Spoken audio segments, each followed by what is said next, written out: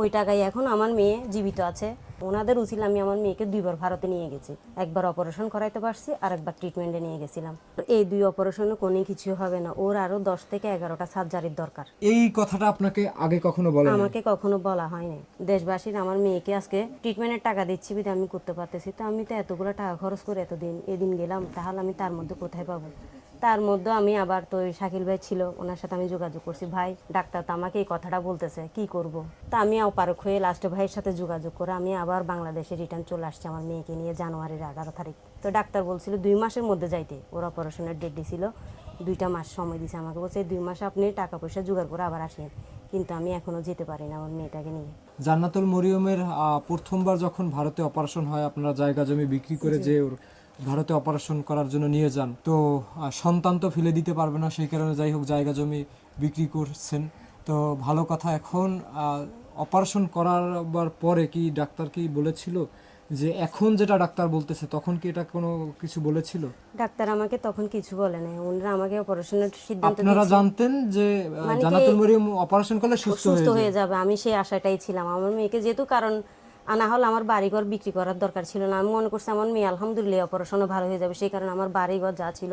এবং তখন কি খরচ হয়েছিল কত তখন টাকা? 8 লক্ষ টাকার উপরে খরচ হয়েছিল। 8 লক্ষ টাকার 8 উপরে? লক্ষ টাকার উপরে, কারণ জান্নাতুল তখন ছিল আইসিইউতে 10 দিন। আমাদের ইন্ডিয়ানে 2,72,000 টাকা শুধু ওর আইসিইউ বিল আসছে, ওর মেডিসিন খরচ ইন্ডিয়ান টাকায়? ইন্ডিয়ান টাকায়, তারপর ওর অপারেশন খরচ, আমাদের নিজেদের একটা থাকা খাওয়া ছিল, সব কিছু বাদ দিয়েও শুধু ইন্ডিয়ানি রুপিয়ে আসছে 2,72,000 টাকা ওর আইসিইউ বিল। আচ্ছা, এরপরে যখন দ্বিতীয়বার যখন ডাক্তাররা বলল যে ওকে ভারতে আবার নিয়ে যেতে হবে, ওর আবার অপারেশন লাগবে রিপোর্ট দেখে, তখন দেশবাসীর কাছ থেকে টোটালি কত টাকা সাহায্য পেয়েছিলেন? আলহামদুলিল্লাহ আমাকে দেশবাসী সবাই মিলে আমাকে 9 লক্ষ টাকা প্লাস সহযোগিতা করেছিল।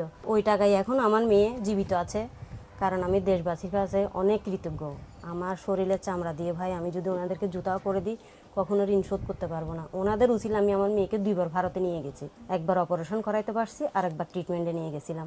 আচ্ছা, অপারেশন যখন করাইছেন দ্বিতীয়বার ভারতে, তখন কত টাকার মতো খরচ হয়েছিল? তখন খরচ হয়েছিল আলহামদুলিল্লাহ প্রায় 6.5 লক্ষ টাকা পার হয়ে গেছে। 6.5 লক্ষ টাকা থেকে 7 লক্ষ 7 টাকার লক্ষ মতো টাকার মতো আসা যাওয়া আসা যাওয়া সবকিছু নিয়ে পার খরচ। পরবর্তীতে জান্নাতুল মরিয়ম কতদিন সুস্থ ছিল?